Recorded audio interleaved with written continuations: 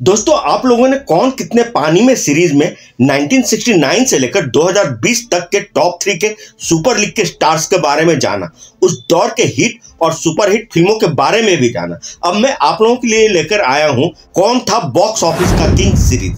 इस सीरीज में आप 1940 से लेकर 1976 तक के टॉप 3 के सुपर लीग के स्टार्स के बारे में जानेंगे, साथ ही उनके हिट और फ्लॉप फिल्मों के साथ साथ उस दौर की जो भी महत्वपूर्ण फिल्में होंगी उसकी भी जानकारी आपको मिलेगी। इस सीरीज के 3 पार्ट होंगे, पार्ट 1, 2 और 3। थर्ड पार्ट में इस पूरे पीरियड की एक छोटी सी समरी भी होगी। तो दोस्तों, बिना देर किए अब शुरू करते हैं कौन था बॉक्स ऑफिस का किंग सीरीज का पार्ट 1। 1940। तो बात सबसे पहले 1940 की, तो इस साल टॉप 3 के सुपर लीग में पहले पायदान पर थे के.एल. सहगल। इस वक्त तक के.एल. सहगल हिंदी फिल्म इंडस्ट्री के सेंसेशन बन चुके थे। इस साल उनकी एक फिल्म जिंदगी सुपर डुपर हिट हो गई थी और आपको बता दें कि यह फिल्म उस वक्त तक की हिंदी फिल्मों में हाईएस्ट क्रॉसिंग मूवी थी। अब दूसरे पायदान की बात करें तो दूसरे पायदान पर थे अशोक कुमार। इस साल उनकी 2 फिल्में रिलीज हुई थी, बंधन और आजाद, जिसमें से बंधन सुपर हिट रही थी और उस साल की सेकेंड हाईएस्ट क्रॉसिंग मूवी भी रही थी। तो तीसरे नंबर पर थे पृथ्वीराज कपूर, राज कपूर के पिताजी। इस साल पृथ्वीराज कपूर की 6 फिल्में रिलीज हुई थी, जिनमें से एक फिल्म पागल सुपर हिट रही थी। यह उस साल की चौथी सबसे ज्यादा कमाई करने वाली फिल्म थी। उस साल की कमाई के मामले में पहले नंबर पर थी महबूब खान की औरत, जिस पर बाद में खुद महबूब खान ने ही कालजयी कृति मदर इंडिया बनाई थी। तो दूसरे नंबर पर थी के.एल. सहगल की जिंदगी और तीसरे नंबर पर थी मोतीलाल और सितारा देवी की अछूत। 1941। तो इस साल भी टॉप 3 की हायरार्की सेम थी, मतलब पहले पायदान पर वही के.एल. सहगल थे। इस साल के.एल. सहगल की 2 फिल्में रिलीज हुई थी, लगन और परिचय। इसमें से परिचय लगन की ही बंगाली वर्जन थी, जो कि उस साल की 5वीं सबसे ज्यादा कमाई करने वाली फिल्म बन गई थी। तो दूसरे पायदान पर थे अशोक कुमार। अशोक कुमार की इस साल 3 फिल्में रिलीज हुई थी, नया संसार, झूला और अनजान। इसमें से झूला और अनजान top 10 highest grossing of the year फिल्मों में से एक थी। तो तीसरे पायदान पर थे पृथ्वीराज कपूर। इस साल उनकी 2 फिल्में रिलीज हुई थी, राजनर्तकी और सिकंदर। इसमें से सिकंदर सुपर डुपर हिट साबित हुई थी और साल की सबसे ज्यादा कमाई करने वाली फिल्मों की लिस्ट में तीसरे नंबर पर थी। पहले नंबर पर थी एम इस्माइल और रमोला देवी की खजांची और दूसरे नंबर पर थी हिंदी के नामी साहित्यकार भगवती चरण वर्मा की कालजयी उपन्यास चित्रलेखा पर आधारित फिल्म चित्रलेखा। 1942। अब बात करते हैं साल 1942 की। तो इस साल भी टॉप 3 की सुपर लीग की हायरार्की में कोई बदलाव नहीं हुआ था। पहले नंबर पर पहले की तरह के.एल. सहगल ही थे। इस साल उनकी एक फिल्म भक्त सूरदास जबरदस्त हिट हो गई थी। यह फिल्म उस साल की तीसरी सबसे ज्यादा कमाई करने वाली फिल्म बनी। दूसरे पायदान पर थे अशोक कुमार और तीसरे पायदान पर थे वही पृथ्वीराज कपूर। पृथ्वीराज कपूर की जो फिल्में रिलीज हुई थी उन फिल्मों के नाम है उजाला, चौरंगी और एक रात, और ये फिल्में भी बॉक्स ऑफिस पर कुछ खास प्रदर्शन नहीं कर पाई थी। इस साल की टॉप 3 फिल्मों में पहले नंबर पर थी मुमताज शांति और उल्लास की बसंत। बसंत वो फिल्म है जिसमें मधुबाला ने पहली बार एज ए चाइल्ड आर्टिस्ट काम किया था। तो दूसरे नंबर पर थी मशहूर एक्टर प्राण और नूरजहां की खानदान और तीसरे नंबर पर थी के.एल. सहगल की भक्त सूरदास। 1943। अब बात 1943 की, तो इस साल भी टॉप 3 की सुपर लीग की हायरार्की भी वही रही थी। पहले नंबर पर थे के.एल. सहगल, जिनकी उस साल तानसेन बम्पर हिट हो गई थी। दूसरे नंबर पर थे अशोक कुमार, जिनकी उस साल 3 फिल्में रिलीज हुई थी, नजमा, किस्मत और अंगूठी। इसमें से किस्मत तो ऑल टाइम ब्लॉकबस्टर साबित हुई थी। इस फिल्म को भारत की हिंदी फिल्मों के इतिहास में फर्स्ट मेजर हिट फिल्म का खिताब भी हासिल है। तीसरे पायदान पर अभी भी पृथ्वीराज कपूर ही डटे हुए थे। इस साल उनकी 2 फिल्में गौरी और इशारा हिट हो गई थी। गौरी कमाई के मामले में उस साल की हिट फिल्मों में 7वें नंबर पर थी, तो इशारा 10वें नंबर पर।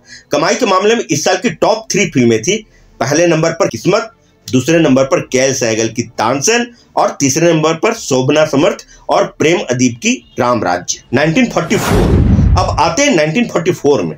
तो इस साल टॉप 3 के हायरार्की में थोड़ा सा बदलाव हुआ था।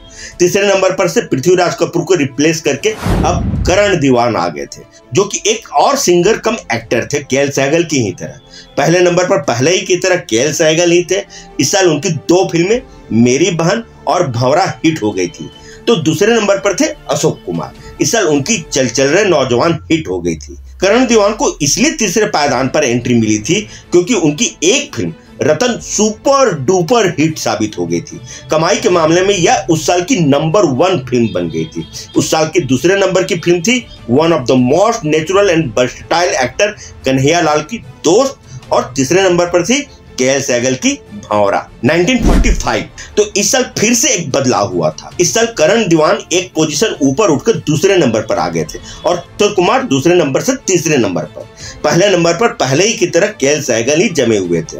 इस साल उनकी एक फिल्म तदबीर हिट हो गई थी, तो करण दीवान की इस साल भी एक फिल्म जीनत सुपर डुपर हिट हो गई थी। तो कुमार ने इस साल सिर्फ एक मॉडरेट हिट फिल्म ही दी थी, हुमायूं। कमाई के मामले में इस साल की टॉप 3 फिल्मों में पहले नंबर पर थी करण दीवान की जीनत, दूसरे नंबर पर थी नूरजहां और दुर्गा खोटे की गांव की गोरी, और तीसरे नंबर पर थी नूरजहां की ही बड़ी मां। 1946 में फिर एक बदलाव हुआ था। इस साल दूसरे पायदान पर एक नए सितारे की एंट्री हुई थी, सुरेंद्र नाथ। उन्होंने करण दीवान को रिप्लेस करके सीधे दूसरे नंबर पर टॉप 3 की सुपर लीग में एंट्री ले ली थी। ये भी एक सिंगिंग सेंसेशन ही थे और इस साल उनकी एक फिल्म अनमोल घड़ी ब्लॉकबस्टर साबित हो गई थी। इस फिल्म के गाने इतने हिट हुए थे कि आज भी पुराने गानों के शौकीन उन्हें याद करते हैं। पहले नंबर पर पहले ही की तरह के.एल. सहगल ही थे। इस साल उनकी 2 फिल्में शाहजहां और उमर खैयाम सुपर हिट हो गई थी और तीसरे नंबर पर थे करण दीवान। इस साल उनकी एक ही फिल्म रिलीज हुई थी, फिर भी अपना है, और ये फिल्म कुछ खास नहीं चली थी।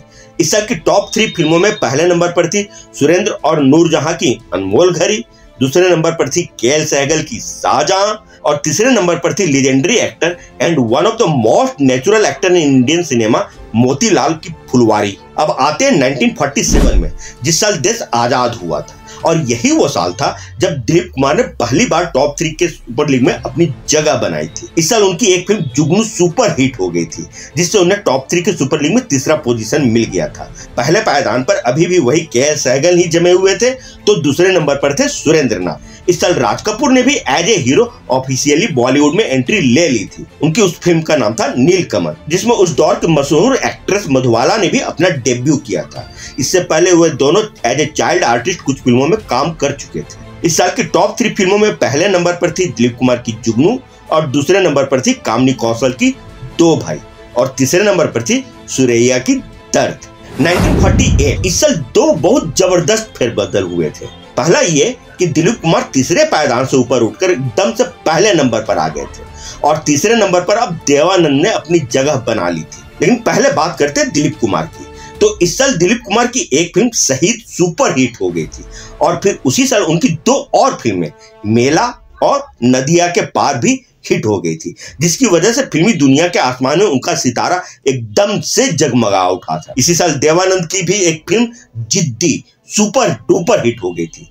दूसरे नंबर पर अभी भी थे सुरेंद्र नाथ। इस साल वैसे तो राज कपूर की कई फिल्में रिलीज हुई थी जो कि कामयाब नहीं हो सकी थी, लेकिन उनमें से एक फिल्म आग, जिसका निर्माण और निर्देशन खुद राज कपूर ने ही किया था और फिल्म के हीरो भी वही थे, हिट हो गई थी। ये उनके निर्देशन में बनी पहली फिल्म थी और उस वक्त उनकी उम्र महज 24 साल ही थी। अब आप कल्पना कर सकते हैं उनके टैलेंट का। इस साल के टॉप 3 फिल्मों में पहले नंबर पर थी दिलीप कुमार की शहीद, दूसरे नंबर पर थी साउथ की एक्ट्रेस टी.आर. राजकुमारी की चित्रलेखा, और तीसरे नंबर पर थी एक्ट्रेस और सिंगर सुरैया की प्यार की जीत। 1949 में भी 2 जबरदस्त फेरबदल हुए थे। इस साल राज कपूर ने टॉप 3 के सुपर लीग में एकदम से दूसरे पायदान पर एंट्री ले ली थी। दरअसल इस साल उनकी 2 फिल्में बरसात और अंदाज ब्लॉकबस्टर हिट साबित हो गई थी। बरसात तो एकदम से सुपर ब्लॉकबस्टर हो गई थी, जिसके बाद से तो वे सुपरस्टार ही बन गए थे। तो तीसरे नंबर पर देवानंद को रिप्लेस करके अशोक कुमार ने अपनी जगह बना ली थी। इस साल उनकी एक फिल्म महल ने तहलका मचा दिया था। पहले नंबर पर अभी भी दिलीप कुमार ही थे। इस साल उनकी 2 फिल्में रिलीज हुई थी, शबनम और अंदाज। शबनम हिट रही थी तो अंदाज ब्लॉकबस्टर। अंदाज में उनके को-स्टार राज कपूर भी थे, और इस साल की टॉप 3 फिल्में थी राज कपूर की बरसात, राज कपूर और दिलीप कुमार की ही अंदाज, और अशोक कुमार की महल। 1950 में भी टॉप 3 के हायरार्की में कोई बदलाव नहीं हुआ था, और पिछले साल की ही तरह इस साल भी पहले नंबर पर थे दिलीप कुमार, तो दूसरे नंबर पर थे राज कपूर, और तीसरे नंबर पर थे अशोक कुमार। दिलीप कुमार की हिट रन अभी भी जारी थी। इस साल उनकी 3 फिल्में रिलीज हुई थी, जोगन, आरजू और बाबुल। इसमें से जोगन हिट, आरजू सेमी हिट और बाबुल सुपर हिट साबित हुई थी। राज कपूर की इस साल 6 फिल्में रिलीज हुई थी, जिसमें से 2 ही फिल्में सरगम और दास्तान हिट हो पाई थी।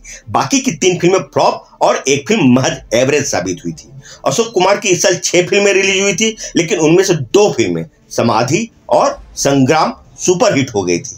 बाकी की फिल्में या तो एवरेज थी या फिर फ्लॉप हो गई थी। इस साल की टॉप 3 फिल्में थी अशोक कुमार की समाधि, दिलीप कुमार की बाबुल और राज कपूर की दास्तान। 1951। अब बात करते हैं साल 1951 की। तो इस साल टॉप 3 में एक और न्यू एंट्री हुई थी। इस साल तीसरे पायदान से अशोक कुमार को रिप्लेस करके देवानंद ने फिर से अपनी जगह बना ली थी। इस साल उनकी एक और फिल्म बाजी ब्लॉकबस्टर हो गई थी। पहले नंबर पर अभी भी थे दिलीप कुमार और दूसरे नंबर पर थे हरफन मौला कलाकार और ग्रेटेस्ट शोमैन राज कपूर। तो बात करते हैं पहले दिलीप कुमार की। तो दिलीप साहब की इस साल एक फिल्म दीदार सुपर हिट हो गई थी, तो दूसरी फिल्म तराना बिलो एवरेज रही थी। दिलीप कुमार की इस साल एक और फिल्म रिलीज हुई थी हलचल, जो कि फ्लॉप हो गई थी। जबकि राज कपूर की इस साल सिर्फ एक ही फिल्म रिलीज हुई थी और वो भी सुपर ब्लॉकबस्टर साबित हुई थी। जानते हैं उस फिल्म का नाम? उस फिल्म का नाम है आवारा। इस फिल्म की सफलता की गूंज सोवियत यूनियन तक, जिसे आजकल रशिया या रूस भी कहते हैं, वहां तक सुनाई दी थी। लोग वहां पर उस फिल्म के दीवाने हो गए थे। इस साल की टॉप 3 फिल्में थी राज कपूर की आवारा, देवानंद की बाजी और भगवान दादा की अलबेला।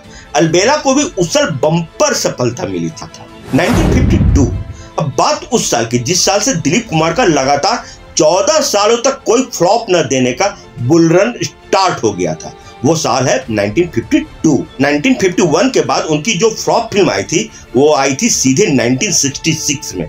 इसके बीच वे blockbuster, hit, super hit, semi hit या एवरेज मूवी देते रहे थे, मगर कोई फ्लॉप फिल्में नहीं दी थी। ये लगातार 14 सालों तक कोई फ्लॉप फिल्म ना देने का जो रिकॉर्ड है, ये भी अपने आप में अजूबा है, अनोखा है। इस साल भी दिलीप कुमार टॉप 3 के पहले पायदान पर थे। इस साल उनकी 3 फिल्में रिलीज हुई थी, आन, संगदिल और दाग। इनमें से आन ब्लॉकबस्टर हो गई थी, तो संगदिल सेमी हिट और दाग सिर्फ हिट साबित हुई थी। इनमें से आन दिलीप कुमार की पहली कलर फिल्म थी। दूसरे पायदान पर अभी भी राज कपूर ही थे। इस साल उनकी 3 फिल्में रिलीज हुई थी, आशियाना, अनहोनी और बेवफा। इसमें से आशियाना फ्लॉप हो गई थी, तो अनहोनी सुपर हिट और बेवफा महज एवरेज साबित हुई थी। तीसरे नंबर पर थे देवानंद। इस साल उनकी 4 फिल्में रिलीज हुई थी, आंधियां, जाल, तमाशा और जलजला। इसमें से आंधियां सिर्फ एवरेज साबित हुई थी, तो जाल सुपर हिट, तमाशा सेमी हिट रही थी, तो जलजला फ्लॉप हो गई थी। इस साल एक और कारनामा हुआ था। इस साल एक और फिल्म ने तहलका मचाया था। उस फिल्म का नाम था बैजू बावरा।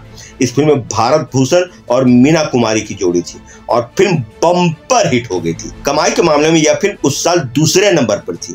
पहले नंबर पर थी दिलीप कुमार की आन और तीसरे नंबर पर थी देवानंद की चाल। 1953।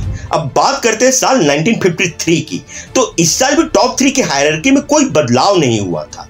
इस साल भी पहले नंबर पर थे दिलीप कुमार, तो दूसरे नंबर पर थे राज कपूर और तीसरे नंबर पर वही सदाबहार अभिनेता देवानंद साहब थे। इस साल दिलीप कुमार की 2 फिल्में रिलीज हुई थी, फुटपाथ और शिकस्त, जिसमें से फुटपाथ सेमी हिट रही थी, तो शिकस्त महज एवरेज साबित हुई थी। राज कपूर की इस साल 4 फिल्में आई थी, जिसमें से सिर्फ आह और अंबर एवरेज साबित हुई थी। बाकी की 2 फिल्में फ्लॉप हो गई थी। देवानंद की भी इस साल 4 फिल्में ही रिलीज हुई थी, अरमान, हमसफर, पतिता और राही। इसमें से पहली 2 फिल्में अरमान और हमसफर एवरेज रही थी, तो पतिता और राही बिलो एवरेज रही थी। इस साल भी एक और कारनामा हुआ था। प्रदीप कुमार इस साल रातों रात स्टार बन गए थे। इस साल उनकी एक फिल्म अनारकली उस साल की टॉप ग्रॉसिंग मूवी साबित हुई थी। अब एक और कारनामे की बात करते हैं। इस साल एक और फिल्म 2 बीघा जमीन ने भी काफी हलचल मचाई थी और कमाई के मामले में यह उस साल के तीसरे नंबर की फिल्म साबित हुई थी। इस फिल्म के हीरो थे लीजेंडरी एक्टर बलराज साहनी। अब जब टॉप 3 की पहली और तीसरी फिल्मों के नाम जान चुके हैं, तो दूसरी का भी आप नाम जान ही लें। उस फिल्म का नाम है किशोर कुमार और बैजयंती माला की फिल्म लड़की। 1954 में टॉप 3 के हायरार्की में एक बदलाव देखने को मिला था। इस साल देवानंद एक पायदान खिसककर ऊपर आ गए थे तो राज कपूर एक पायदान नीचे, मतलब कि देवानंद राज कपूर को रिप्लेस करके सेकंड नंबर पर जम गए थे और राज कपूर को अब सिर्फ तीसरे नंबर पर संतोष करना पड़ रहा था। पहले नंबर पर अभी भी दिलीप कुमार ही बने हुए थे। दिलीप कुमार की इस साल एक ही फिल्म रिलीज हुई थी, अमर, जो कि बॉक्स ऑफिस पर सेमी हिट साबित हुई थी। तो देवानंद की इस साल 3 फिल्में रिलीज हुई थी, टैक्सी ड्राइवर, कश्ती और बागबान।